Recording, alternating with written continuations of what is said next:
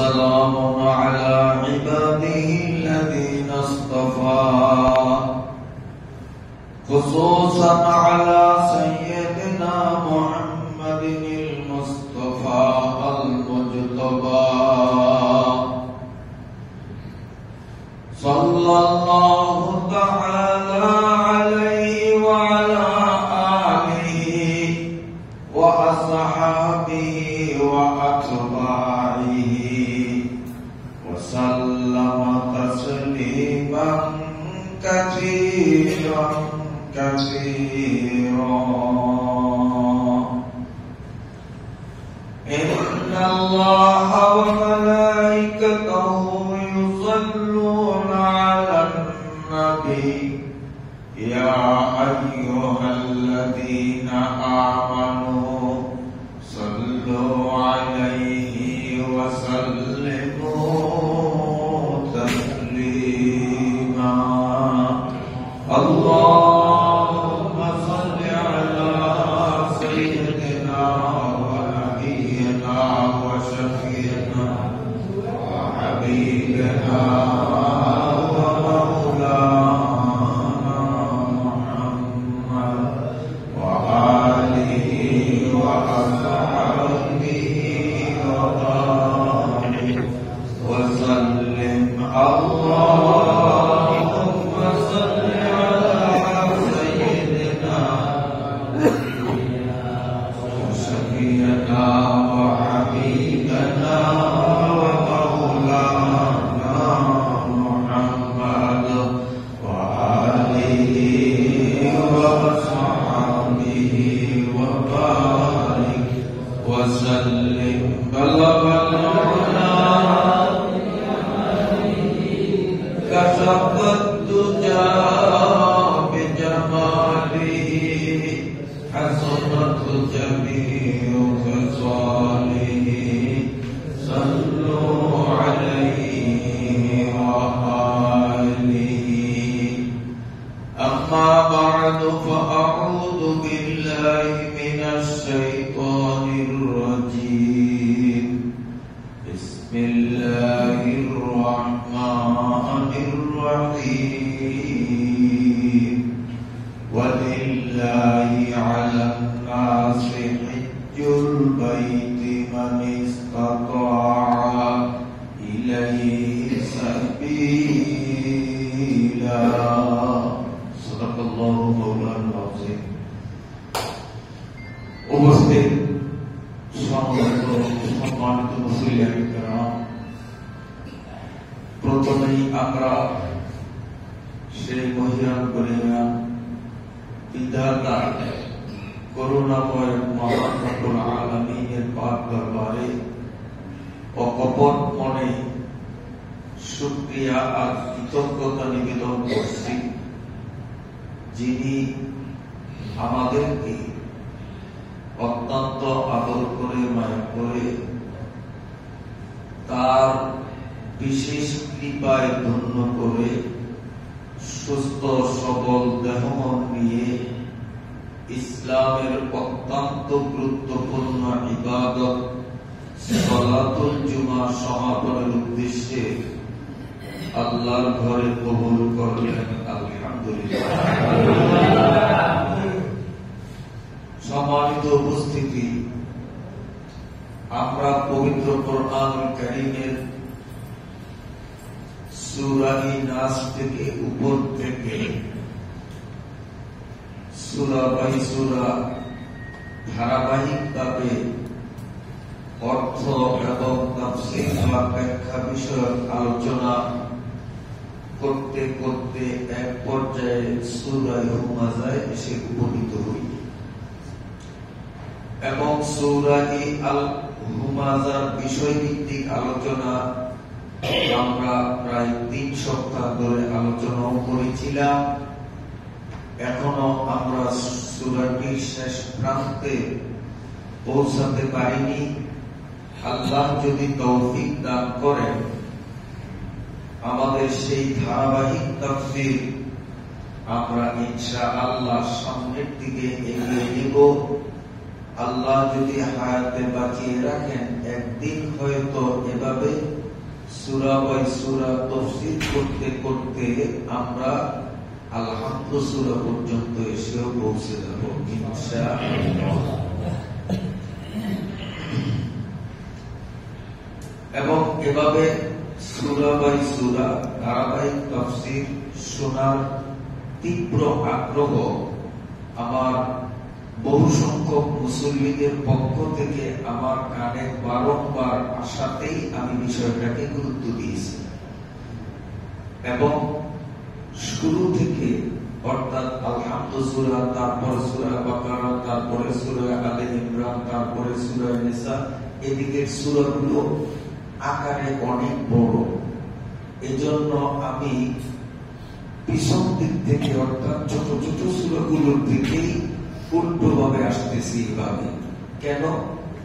যেহেতু সেই ছোট ছোট সূরাগুলো আমরা সাধারণত শিক্ষিত অশিক্ষিত নির্বিশেষে অনেকেই নামাজে আমরা তিলাওয়াত করে থাকি।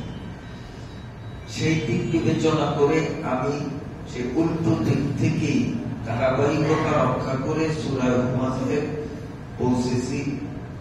তবে আজকে আমাদের সেই সূরা আল হুমাজায় প্রবেশ না করে সময়ের দাবিতে আমরা ভিন্ন প্রসঙ্গে আজকে আলোচনা করব। আল্লাহ যদি তৌফিক দেন আগামী জুমাতে আবার আমরা সূরা হুমাজায় আগের মতো ফিরে যাব ইনশাআল্লাহ। বর্তমান আমরা সবাই জানি হজ মৌসুম। পৃথিবীর প্রত্যন্ত অঞ্চল থেকে অনুরাগী হয়ে অসংখ্য আল্লাহ প্রেমিক নবী ভক্ত নারী পুরুষ শিশু নির্বিশেষে অসংখ্য মানুষের এক মিলন মেলা আরফার উদ্দেশ্যে পৃথিবীর প্রান্ত থেকে অপর প্রান্ত থেকে লোকগুলো সৌদি আরব অভিমুখী রওনা হচ্ছেন। কেউ বা পৌঁছে গেছেন, কেউ বা সামনে অতি শীঘ্রই পৌঁছাবে। কেননা ইসলাম ধর্মকে রাসূল সাল্লাল্লাহু আলাইহি ওয়াসাল্লাম একটি তাঁবুর সাথে তুলনা করে বুঝিয়েছেন, তাঁবু যদি দাঁড়াতে হয় তাহলে তার কয়েকটি স্তম্ভ লাগে, খুঁটি লাগে। খুঁটি ছাড়া তাঁবু দাঁড়াতে পারে না।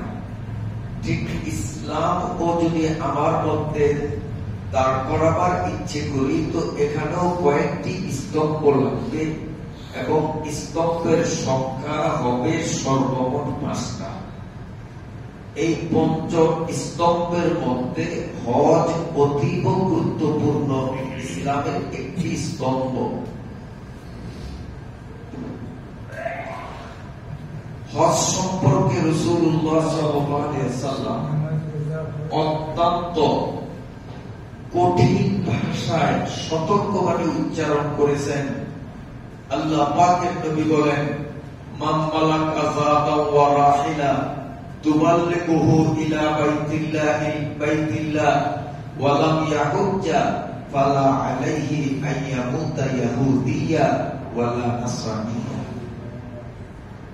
পৃথিবীর যে কোনো প্রান্তের যে কোনো মুসলিম নারী বা পুরুষ যদি তার নিজস্ব বাসস্থান থেকে বাইতুল্লাহ পৌঁছার খরচ বহন করার সক্ষমতা রাখে, হজে যেতে পারে, এ পরিমাণ সম্পদের মালিক, অথচ সে হজ না করে মারা গেল, নবী আলাইহিস সালাম বলেন তার মৃত্যুটা হয়তো ইহুদি মার্কা মৃত্যু অথবা খ্রিস্টান মার্কা মৃত্যু হবে। এই হাদিস দ্বারা হজের অত্যন্ত গুরুত্ব প্রমাণিত হলো। হজ করার সক্ষমতা থাকা সত্ত্বেও হজ না করলে ঈমান নিয়ে মরতে পারবে কিনা সন্দেহ, প্রবল সন্দেহ, সন্দেহ না প্রবল সন্দেহ। তার সারা জীবনের নামাজ রোজা দান খয়রাত তাসবিহ তাহলিল সব বিফলে যাবে এক হজ না করার কারণে যদি বেঈমান হয়ে তার মরণ হয়। অথচ সরজমিনে বাস্তবতার দিকে আমরা তাকালে বহু সংখ্যক মানুষ আমাদের দৃষ্টিগোচর হয় যারা একবার নয় বহুবার হজে যাওয়ার সক্ষমতা রাখে, সম্পদ আছে, কিন্তু হজে যেতে ইচ্ছুক না। এবার না আগামীতে, আগামীতে আবার এবার না আগামীতে, আগামীতে খালি টাকা গনে, টাকা গনে। সূরা হুমাজায় আমরা পড়েছি ও আত্মাদা, এই টাকা গনা, টাকা বৃদ্ধির প্রবণতা এটা মুমিনের লক্ষণ না, এটা হলো মুনাফিকের লক্ষণ। আজকে আমরাও বহু ধনী লোকরা কিন্তু মুনাফিকের কাতারে ঢুকে গেছি। হজে গেলেই টাকা খরচ হবে, হজে গেলে টাকা খরচ হবে, যাবো না, এটা ব্যবসা খাতে খাটাবো, এটা দিয়ে জমি কিনবো, লাভ হবে, এবার হজে যাব না। অথচ রাসূলুল্লাহ সাল্লাল্লাহু আলাইহি ওয়াসাল্লাম ত্যাগহীন কণ্ঠে ঘোষণা করেন তাবিউ বাইনাল হজ্জি ওয়াল উমরা ফাইন্নাহুমা ইয়ানফিয়ানিল ফাকরা কামা ইয়ানফিল কিরু খুবসাল হাদিদ ওয়াল যাহাব ওয়াল ফিদ্দা। রাসূলুল্লাহ সাল্লাল্লাহু আলাইহি ওয়াসাল্লাম বলেন, তোমরা হজ যখন পালন করবে, হজ ব্রত পালনের পাশাপাশি তোমরা উমরাও আদায় করো। কেননা হজ উমরা এই দুটি এমন যেমন ঝঙ্গে ধরা লোহা কিংবা ময়লাযুক্ত স্বর্ণ বা রূপা আগুনের তাপে পিওর হয়, তার ময়লা সরে যায়। হজ আর উমরাও আল্লাহ বান্দার দিল থেকে গুনাহগুলোকে ওইভাবে সরিয়ে দেয় এবং আর্থিক সচ্ছলতা দান করে। হজের দ্বারা মানুষ গরিব হয় না, কারণ আমাদের বাংলাদেশ বাদ দিলাম, ভোলা পৌরসভা বাদ দিলাম, আমাদের এই মহল্লাতেই বহু হাজী সাহেব আছেন। বর্তমানে আমার সামনে যারা উপস্থিত এখানেও অনেক হাজী সাহেবরা আছেন। এমনকি কোন প্রমাণ দেখাতে পারবো যে হজ করার কারণে, হজে এতগুলো টাকা খরচ করার কারণে এই লোকটা অভাবগ্রস্ত হয়ে গেছে, এমন কোন প্রমাণ কি বলেন দেখাতে পারবে না, পৃথিবীতে দেখাতে পারবে না, পৃথিবীতে। কারণ আমার নবীর কথা সত্য, আমার আল্লাহর কথা সত্য। হজের দ্বারা আয় উপার্জনে সচ্ছলতা আসে, কামাই বাড়ে, কামাই কমে না। বাড়াতে হলে কমাতে হয়, এটা হলো সিস্টেম। বাড়াতে হলে কমাতে হয়। যেমন মনে করেন আপনি কে যান মার্কেটে রেডিমেড কাপড়ের দোকানদার, আপনি এখন টাকা বাড়াবেন, আছে 5 লাখ টাকা, আপনার ইচ্ছা টাকা বাড়াবেন। তা আপনি 5 লাখ টাকা এভাবে বুকে ধারণ করে শুয়ে থাকলে কিন্তু 1 পয়সাও বাড়বে না। প্রথম আপনাকে কমাতে হবে, লঞ্চ ভাড়া দিয়ে ঢাকা যেতে হবে, মোকামে পৌঁছে ওখান থেকে 5 লাখ টাকা দোকানদারকে দিয়ে মালের গাইড নিতে হবে, সব টাকা আপনার আগে ব্যয় করতে হবে, খরচ করতে হবে। এরপরে আপনি আসেন দোকানে বসেন, দেখবেন যে আলহামদুলিল্লাহ 6 মাস ঘুরে সারে দেখবেন যে 1.5 গুণ হয়ে গেছে। কি বলে ঠিক না? বাড়াতে হলে কমাতে হবে, যে কমাবে না বাড়বেও না। তা আরেকটা উদাহরণ দেই, আমরা পুরুষরা প্রতি মাসে একবার সেলুনে যাই, মাথার চুল কমাই, আবার বাড়ে, আবার যাই, আবার বাড়ে, আবার যাই, আবার বাড়ে। বলেন তো মহিলারা 6 মাসে একবার যায় সেলুনে? জীবনে একবার যায়? যায় না, কমায় না, ওদেরটা বাড়বেও না।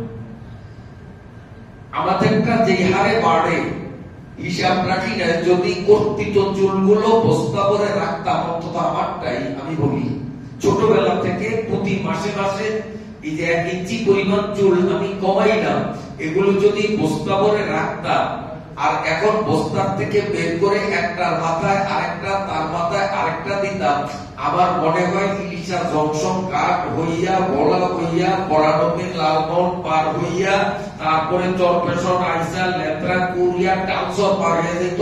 এরপরেও অনেক চুল আমার বস্তায় থেকে যেত, টের পাই না, জমাই নাই কারণে টের পাই না যে আমার চুল কত লম্বা। কারণ একদিক দিয়া কমাই, আরেক দিক দিয়া বাড়ে। আর মহিলারা যখন কমায়ও না আল্লাহ বলেন তুমি সেজন্য যাও না, কমাও না, তোমারটা বাড়াবো না। কারণ যদি ওদেরটা বাড়াইতোই, আমাদেরটার মতো ওদের চুল বাড়াইতো, তোরা তো চুলের পেঁচ ছাড়াইতে ছাড়াইতে দিন পার হইতো, আবার বাথরুমটা করতো কখন, সংসারের কাজ করতো কখন, ও চুলের পেঁচেই তো আটকা করতো। তো সোজা কথা, বাড়াতে হলে কমাতে হয়। হজে গেলে মানুষ গরিব হয় না, বরং ধনী হয়।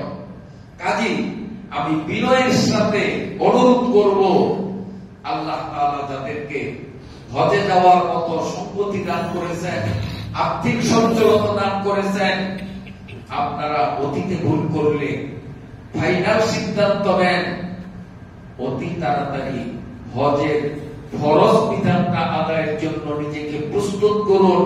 মৃত্যুর কোনো গ্যারান্টি নাই। এই অবস্থায় মরণ হলে ঈমান নিয়ে মরার সম্ভাবনা নেই। ইহুদি অথবা খ্রিস্টান তথা বেঈমান হয়েই আপনার মরণ হতে পারে। নাউযুবিল্লাহ।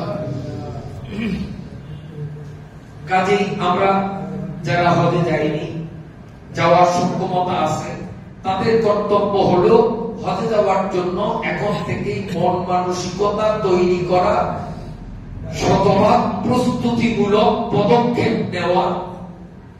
দ্বিতীয় নম্বর, আল্লাহ পাকের যে সমস্ত মকবুল বান্দারা হজে গিয়েছেন কিংবা এখন হজ যাত্রায় যাদের সফর চলমান, কিংবা কিছুদিনের মধ্যেই তাদের হজ যাত্রা শুরু হবে, ফ্লাইটের তারিখ আসবে, অথবা যারা ইতিমধ্যে পৌঁছে গেছেন, আমরা তাদের সকলের জন্য দোয়া করব, আল্লাহ যেন তাদেরকে হজ্জের মবরুর দান করেন। হজের সকল বিধিবিধান শরীয়ত সম্মত পন্থায় যেন আদায় করা তাদের জন্য সহজ হয়। আল্লাহ তাআলা তাদেরকে কবুল ফরমান। আমিন। তো আমার সংক্ষিপ্ত আলোচনা হজ বিষয়ে আজকে দুটি হাদিসের আলোকে আপনাদের সামনে আমি কিছু কথা উপস্থাপন করলাম। এবার অন্য প্রসঙ্গ, এটিও সময়ের দাবি, এটিও সময়ের দাবি। এই মুহূর্তে এই আলোচনাটাও অত্যন্ত গুরুত্বপূর্ণ বলে আমি মনে করি। আল্লাহ পাক আমাদেরকে তৈরি করেছেন, এতে আমরা একমত কিনা? না নিজেরা নিজেরা আসছি? আল্লাহ আমাদের তৈরি করেছেন। তৈরি করার পরে আল্লাহ আমাদেরকে কিছু বিধি ও বিধান আমাদের স্কন্ধে চাপিয়ে দিয়েছেন। আল্লাহর বিধি ও বিধান প্রত্যেকটাই যুক্তিগ্রাহ্য, প্রত্যেকটাই বিজ্ঞানসম্মত, প্রত্যেকটাই বাস্তবধর্মী। কিন্তু আল্লাহর বিধানের যৌক্তিকতা বোঝার মতো মেধা সম্পন্ন মানুষের যথেষ্ট অভাব।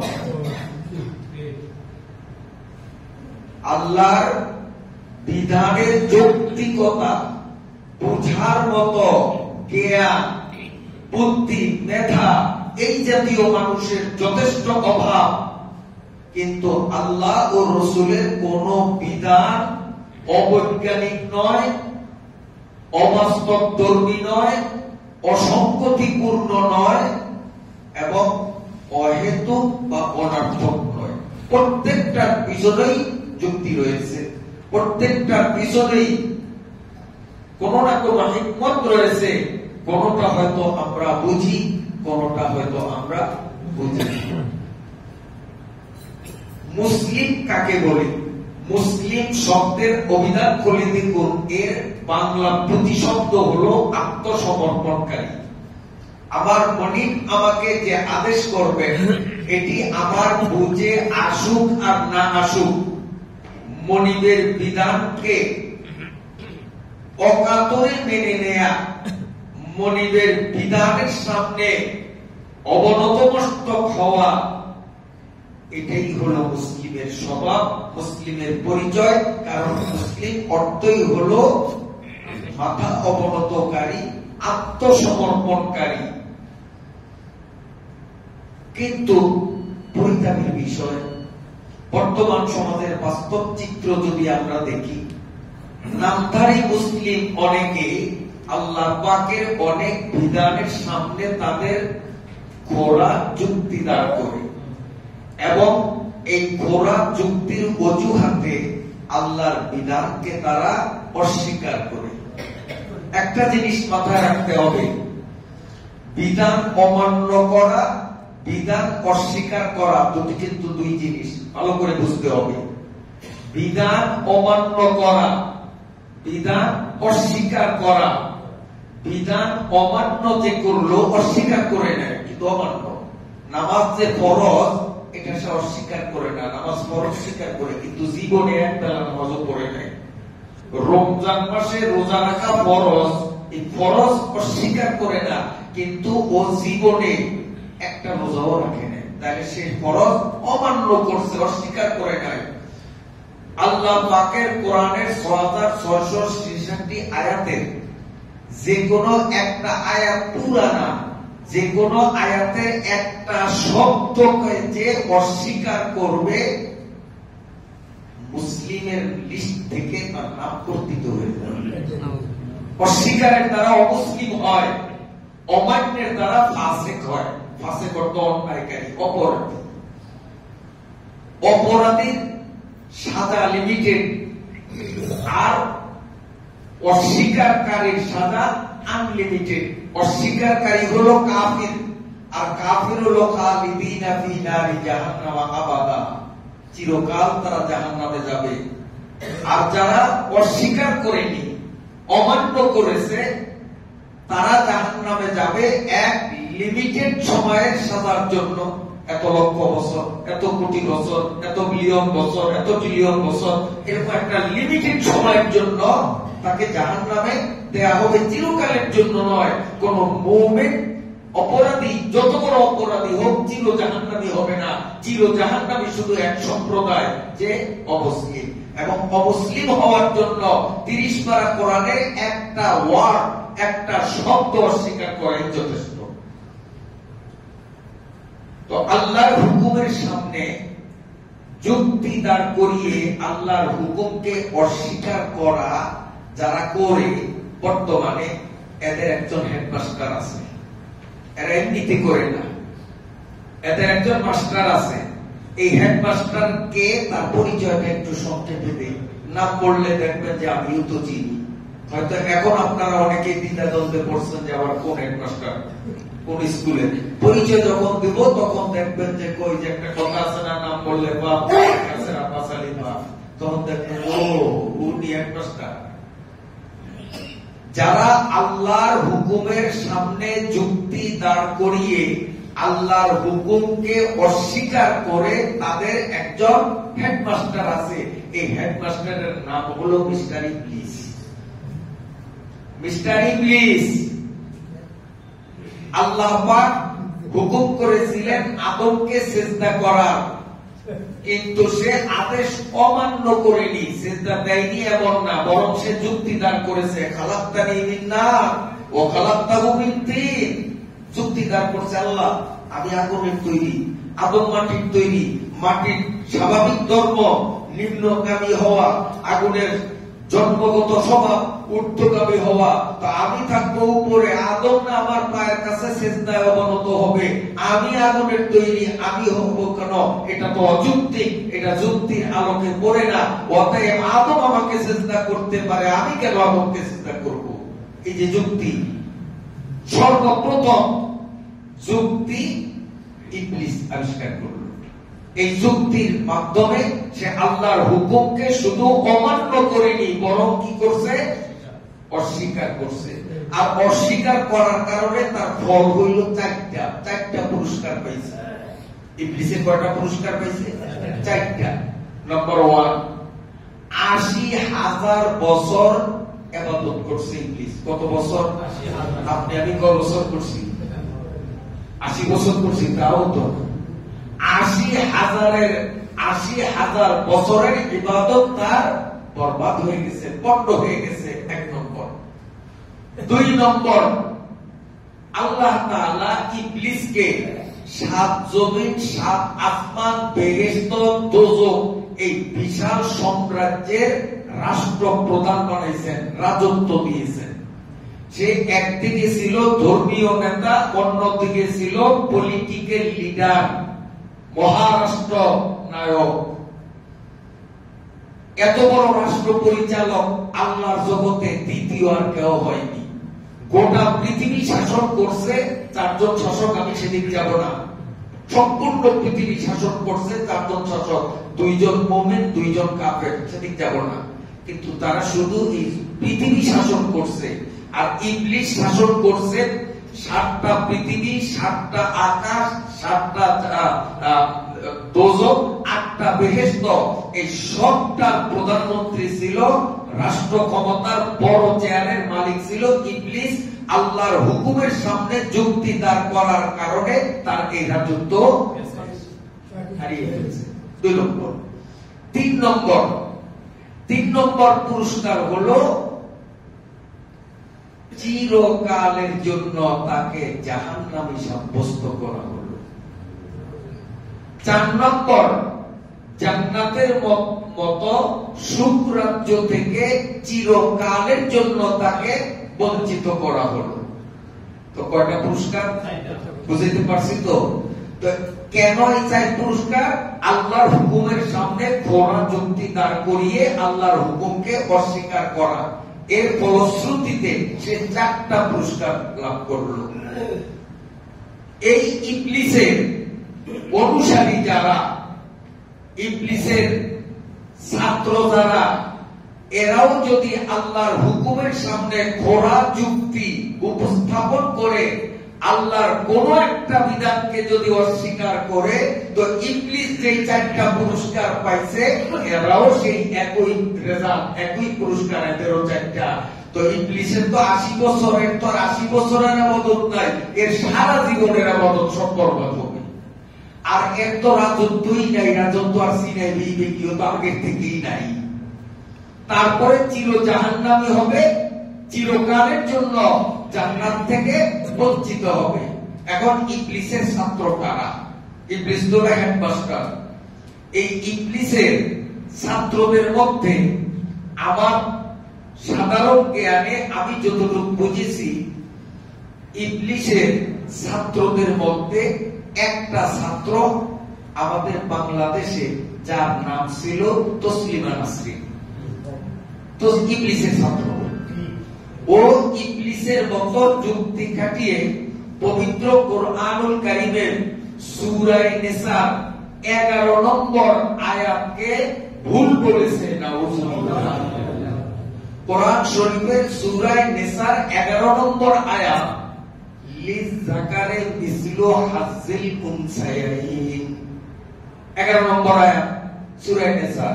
এই আয়াতে বলা হয়েছে, বাবা যদি মারা যান, 1 ছেলে 1 মেয়ে রেখে যান ওয়ারিশ, তাহলে তার সম্পত্তি মেয়ে পাবে অর্ধেক, ছেলে পাবে ডবল। এগুলো কোরআন শরীফের সূরা নিসার 11 নম্বর আয়াত। এই আয়াতকে অস্বীকার করে বাংলাদেশে সর্বপ্রথম, এই তসলিমার আগে কিন্তু কেউ বলছে বলে আমার জানা নেই, সর্বপ্রথম তসলিমা নাসরিন এই আয়াতকে ভুল আখ্যা দিয়ে, কারণ তসলিমার লেখা বই আমি পড়েছি, আন্দাজে কথা বলি না, কারণ কারো সমালোচনা করতে হলে তার বিরুদ্ধে জানতে হয়। এই জন্য তসলিমার লেখা বেশ কয়েকটা বই আমি পড়েছি। একটা বইয়ের নাম লজ্জা, আসলেই নামটা যথাযথ। ওই বইটা বইয়া আমি নিজে নিজে এত লজ্জা পাইছি যে এই বইটা কারো সামনে যে আমি একটু পড়ে একটু একটা লাইন শোনাবো, আমার কিন্তু বিবেকে আমাকে বাধা দিছে।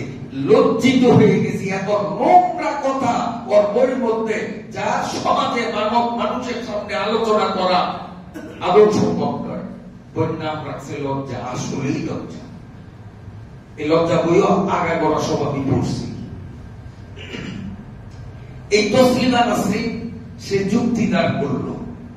কি যুক্তি দাঁড় করলো? যে একই বাবার ঔরজাত সন্তান, কাজী কোরআনের এই আয়াত ভুল। এখানে নারীরা বৈষম্যের শিকার হয়েছে, নারীদেরকে ঠকানো হয়েছে, নারী কম দেওয়া হয়েছে, অতএব কোরআনের এই আয়াত ভুল, এখন কোরআনকে সংস্কার করতে হবে, এই আয়াতটাকে কেটে দিয়ে ওই স্থলে নতুন আয়াত বসাতে হবে, যে আয়াতে লেখা থাকবে যে ছেলে আর মেয়ে সমান পাবে। কত বড় সাহস তসলিমার! যখন সে এইভাবে বলছে, বাংলাদেশের আলেমদের আহ্বানে এই দেশের ধর্মপ্রাণ মুসলমানরা যখন গর্জে উঠেছে, তখন বিএনপি শাসন ছিল, খালেদা জিয়ার ছত্র ছায়ায় রাতের আধারে বোরকা পরে বাংলাদেশ ত্যাগ করে সুইডেন গিয়ে কোন মতে আত্মরক্ষা করছে। সুইডেন বাংলাদেশে থাকতে পারে না। কিন্তু মজার বিষয় হলো, তসলিমা শুধু গেল যে তা না, ও যাওয়ার সময় কিছু ডিম পাইয়া গেছে। মুরগি ডিম পারে না, হাসি ডিম পারে না, এই তসলিমা নাসরিন কিছু ডিম পাইয়া গেছে। বর্তমানে এই ডিমগুলি ফুলটা কিছু সাবাই হয়েছে। বর্তমানে এই তসলিমার ডিম ফোটা ছা, এরা কারা? এরা হলো মহিলা বিষয়ক প্রতিবেদন দাখিলের জন্য ইউনূস সরকারের পক্ষ থেকে যে একটা কমিশন গঠন করা হয়েছে, নারী অধিকার কমিশন, এই কমিশনের সদস্য যারা, এই সব কয়টা তসলিমা নাসরিনের ডিম ফোটা বাচ্চা। এরা আল্লাহ পাকের কোরআনের আয়াতকে সরাসরি অস্বীকার করে, একটা আর দুইটা নয়, বহু সংখ্যক আয়াতকে তারা অস্বীকার করে কোরআনকে সংস্কার করতে চায়। নাউযুবিল্লাহ, নাউযুবিল্লাহি মিন যালিক। যে আমাদের সাংবাদিক সাহেব বললেন যে কোরআনের মধ্যে যদি পরিবর্তন করার শক্তি সাধ্য কারো থাকতো, তো ইহুদিরা তো আরো 100 বছর না 1000 বছর আগেই করত, কিন্তু করতে পারছে না। চেষ্টা বহু করেছে। যে ডাক্তার মরিস বুকাইলির কথা আমরা জানি, ইনিও কোরআনের ভুল ধরার জন্য তিনি কোরআনের ইংরেজি অনুবাদ পড়ছেন। পরে চিন্তা করলেন, শুধু অনুবাদ পড়িয়া কোরআনের মর্ম উপলব্ধি করা যায় না। আমাদের দেশের কিছু মানুষ ছোট ছোট চটি বই পড়িয়া তারপরে নিজেদেরকে বলে আমরা আহলে হাদিস, হাদিস বিশেষজ্ঞ, ওরে বাবা অনুবাদ পড়িয়া এত হয়ে গেছো। ডাক্তার মরিস বুকাইলির চেয়েও তুমি মেধা বেশি। ডাক্তার মরিস বুকাইলি তিনি চিন্তা করলেন, শুধু অনুবাদ পড়িয়াই কোরআনের সঠিক মর্ম অনুধাবন করা যায় না। কোরআনের ভুল বের করতে হলে কোরআন সম্পর্কে গভীর জ্ঞান অর্জন করতে হবে, আর কোরআনের গভীর জ্ঞান অর্জন করতে হলে আরবিতে 15টা বিষয়ে পারদর্শী হতে হবে। এই জন্য তিনি সৌদি সরকারের সহায়তায় মাদ্রাসায় ভর্তি হয়ে বুড়া বয়সে সে আরবি সাহিত্য, আরবি অলঙ্কার শাস্ত্র, আরবি যুক্তি শাস্ত্র, আরবি ব্যাকরণ, এইরকম 15টা শাস্ত্রের উপরে দক্ষতা অর্জন করে এরপরে যখন কোরআন নিয়ে রিসার্চ করেছে, সে কোরআনের ভুল তো ধরবে দূরের কথা, বরং কোরআনের সামনে আত্মসমর্পণ করে নিজে মুসলমান হয়ে গেছে। এরা কোরআন খুব জানে। কয়েকদিন আগে আপনারা শুনছিলেন না, আমাদের এক আফা 10 টাকা দিলেই যাকে এক রাত পাওয়া যাইত, মনেটাই ভুলে গেছেন? সংসদের মধ্যে সংসদকে একটা গানের আসর বানাইছে, পবিত্র সংসদকে নোংরা করেছে। আমরা সেই কথা ইতিহাস বলিনি। সেই মমতাজ আফা উনি বলেছিলেন বুখারী শরীফ, মুসলিম শরীফ, তিরমিজি শরীফ, ওই বাবা সব ওনার মুখস্থ। আজকে আপা কই? আজকে আপা কই? এই তসলিমা নাসরিন বাংলাদেশ ছেড়ে সুইডেন যাওয়ার পরে আমাদের দেশে কিছুদিন পরে একটা সংসদ সদস্য আপনার নির্বাচন হয়েছে। এই সংসদ নির্বাচনে ফরিদা রহমান নামে এক মহিলা, উনি সংসদ সদস্য হন। অবশ্যই ইতিহাস আপনাদের জানার কথা, কারণ বেশি দিন আগের নয়। ফরিদা রহমান সংসদ এইটাও কিন্তু তসলিমার ডিম্পোড়া বাচ্চা। এই ফরিদা রহমান এমপি নির্বাচিত হয়ে তিনি পত্রিকায় বিবৃতি দিলেন। তার ভাষ্য হলো যে আমি তসলিমা নাসরিনের মতো সূরা নিসার 11 নম্বর আয়াতকে ভুল বলি না। 11 নম্বর আয়াতে বলা হয়েছে ছেলে ডবল মেয়ে সিঙ্গেল। আমি এই আয়াত কৌশল করছে, কারণ ও জানে যে ডাইরেক্ট যদি কোরআনের আয়াতকে ভুল বলি, সংস্কার করার কথা বলি, তো পিঠের ছাল থাকবে না, তসলিমার মতো পালাতে হবে। এই জন্য সে একটু কৌশল করে বুদ্ধি নিপুণতার পরিচয় দিয়ে সে লিখেছে যে তসলিমা নাসরিনের মতো সূরা নিসার 11 নম্বর আয়াতকে আমি ভুল বলছি না। সেইখানে বলা হয়েছে ছেলেকে 2 ভাগ মেয়েকে 1 ভাগ দেওয়ার কথা, কিন্তু এটাকে আমরা ভুল বলবো না, তবে দেওয়ার ক্ষেত্রে আমরা ছেলেকে মেয়েকে সমান সমানই দিব। দেখলেন ভাষাগত পার্থক্য। তো ভুল বলছ নয় তোর বাপের মাথা বলছস, ভুল বলছ নয় তোর বাপের মাথা বলছস। এই বিষয়টা একটু ক্লিয়ার করতে হয়, সবাইও কম।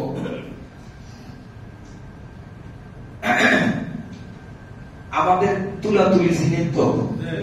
তুলাতুলি বাস্তব ঘটনা। তুলাতুলি এক লোক, 3 মজুর, গরিব মানুষ।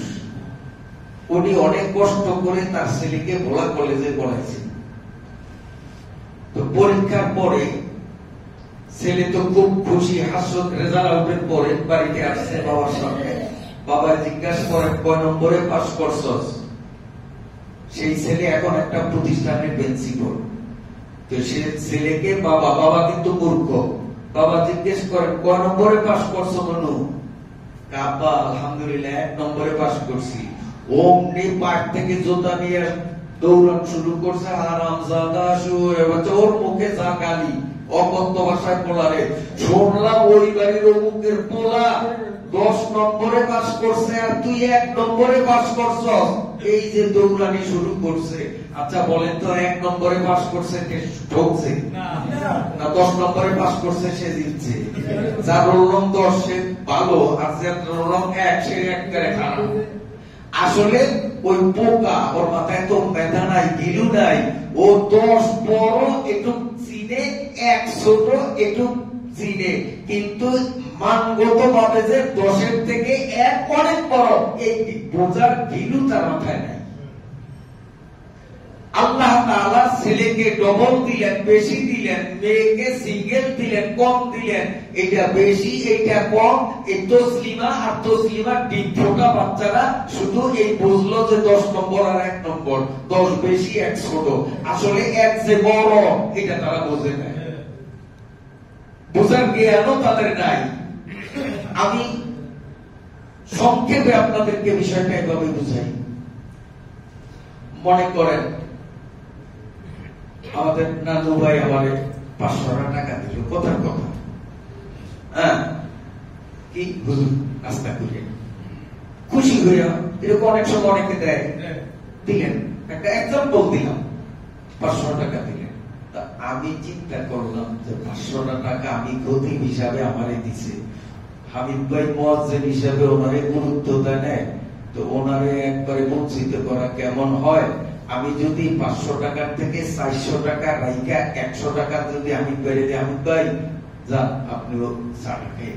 হামিদ ভাই যদি আন্দোলন শুরু করে যে সমান অধিকার, আপনিও এই মসজিদের একজন, আমিও এই মসজিদের একজন, আপনি খতিব আমি মুয়াজ্জিন, কি হবে? কিন্তু আমিও এই মসজিদের একজন, আপনিও এই মসজিদের একজন, সমান সমান আমারে 250 দিতে হবে, আমি নেব না 100। বলেন তো ঠিক হবে? ঠিক হবে? কারণ উনি বিচারে 1 পয়সা পায়, বিচারে 1 টাকা দিছে কারে? আমার। তাহলে টাকার অধিকার আমার। এখন আমি মানবতার খাতিরে, সমঝোতার খাতিরে ওনারে 100 দিয়া ওনারে ঠকাইছি না দিতেছি? কারণ উচিত বিচার করলে উনি 1 পয়সাও পায় না। কাজে ওনার মাথায় যদি গিলু থাকে, তো উনি মনে করবে যে আমি তো মোটে পাই না, 100 পাইছি, তো আমি আকাশের চাঁদ পাইছি। উনি খুশি হওয়া দরকার। এবার আসেন, এটুক বুঝলে এবার বুঝেন। কোন সন্তান যখন মেয়ে হিসাবে জন্ম নেয়, জন্ম থেকে নিয়ে মেয়েটা বৈবাহিক জীবনে পদার্পণ করা পর্যন্ত এই মেয়েটার ব্যয়ভার সম্পূর্ণ তার বাবার কাছে। কে দেখবে? বাবা। মেয়েটার যখন বিবাহ হয়ে যায়, এখন এই মেয়েটার ব্যয়ভার সম্পূর্ণ তার স্বামীর স্কন্ধে বর্তায়। মেয়েটার পেট থেকে বাচ্চা প্রসব করলো, ওই বাচ্চার ব্যয়ভারও কে দেখবে? তার স্বামী, বাচ্চার বাবা। এখন বলেন, মেয়েটা জন্মের পর থেকে মরণ পর্যন্ত তার খরচের কোন খাত আছে? নাই। কারণ বিয়ের আগে তার খরচ বাবার দায়িত্বে, বিয়ের পরে সন্তান স্বামীর দায়িত্বে, সন্তান আসছে তাও স্বামীর দায়িত্বে, ওর খরচের খাত একটাও নাই। এবার আসেন, বাবা যে পুত্র সন্তান জন্ম দিছে, এই পুত্র সন্তানটা যতদিন নাবালিক থাকবে ততদিন পর্যন্ত তার খরচ সম্পূর্ণ বাবার দায়িত্বে, বাবা বহন করতে হবে, এটা খরচ। কিন্তু সন্তান যখন সাবালেক হয়, তার উপরে নামাজ ফরজ হয়, তখন বাবার উপরে কোনো দায়ভার নাই। আমাদের দেশের বাবারা আমরা আমাদের সন্তানদেরকে দেই, এটা হলো আমাদের স্নেহ, মমতা, কিন্তু অধিকার না। সন্তানের কোন অধিকার নাই আমাকে বল প্রয়োগ করবে, আমাকে 1000 টাকা দিতে হবে, স্কুলের ফি দিতে হবে। তোর স্কুলের ফি তুই কামাই করে নে। ওই যে এক সপ্তাহ আমি শুনেছি না, আমার লেখাপড়ার খরচের ব্যাপার একটু ইঙ্গিত দিয়েছিলাম, আমার বাবা আমাকে দেয় নাই, কিন্তু আমি প্রতিবাদ করি নাই, কারণ আমার মাসলা জানা আছে। আমি এখন সাবালেক, এখন বাবার উপরে আমার কোনো দায়িত্ব নাই। তিনি আমার খরচ না দিলে আমার খরচ আমাকেই বহন করতে হবে, এই বিধান জানা আছে, কারণে আমি রিয়েকশনে যাইনি। এবং আমি দিন মজুরের কাজ করে লেখাপড়া করে একটা স্তরে পৌঁছেছি, কারো কাছে ভিক্ষার হাত আমার জীবনে আমি পাতি নেই। অনেক কষ্ট করে আমি লেখাপড়া করেছি। মহতারাম হাজিরিন, যাই হোক, যখন ছেলে সাবালেক হয় তখন তার ব্যয়ভার কার দায়িত্বে? নিজের দায়িত্বে। বাবা মুক্তি পাইছে, নিজের খরচ নিজেই যোগাবে। এই ছেলেটা যখন বিয়ে করবে, বউ আনবে, বউর খরচ কে দেখবে? তাহলে এই ছেলের প্রথমে খরচের খাত ছিল না। সাবালেক হইল, তার খরচের একটা খাত, বউ আনলো, খরচের আরেকটা খাত, কিছুদিন পরে সন্তান আসলো, খরচের আরেকটা খাত আসলো কি আসলো না? তাহলে এর খরচের খাত 3টা, আর এর বোনের জন্ম থেকে কবরে যাওয়া পর্যন্ত খরচের খাতটাই একটা। উচিত বিচার করলে বাবার সম্পত্তি 16 আনায় 16 আনা ছেলেকে দেওয়া, মেয়েকে বঞ্চিত করা, এটা ছিল উচিত বিচার। উচিত বিচারে মোটেও পায় না মেয়ে, তার কারণ তার কোনো খরচের খাত নাই। তারপরেও ইসলাম নারীকে মূল্যায়ন করে, যেমন আমি মুয়াজ্জমকে মূল্যায়ন করে 100 টাকা দিলাম, মুয়াজ্জমের প্রতি স্নেহ প্রদর্শন করে 100 টাকা দিলাম, আল্লাহ নারীর প্রতি মর্যাদা সম্মান প্রদর্শন করে যে উচিত বিচারে পায় না, তাকে সিঙ্গেল দিলেন, তাকে কম দিয়া তারে ঠকাইছেন না বাড়াইছেন? কম দিয়া ঠকাইছেন, বাড়াইছেন। তো মহতারাম হাজিরিন, সময়ও নেই, এই বিষয়ে আমরা আরো ইনশাআল্লাহ জরুরি আলোচনা করব। এগুলো সময়ের দাবি, এগুলো আমাদের করার দরকারও আছে, সূক্ষ্ম বিষয়গুলো আমাদের বোঝারও দরকার আছে।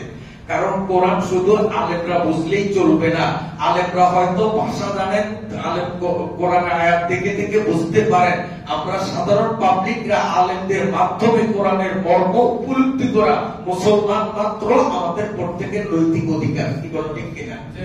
পরিশেষে আজকে এই বিষয়টাকে অসমাপ্ত রাখলাম। বাকি আলোচনা, তাত্ত্বিক আলোচনা ইনশাআল্লাহ আপনাদের সামনে আমি করব।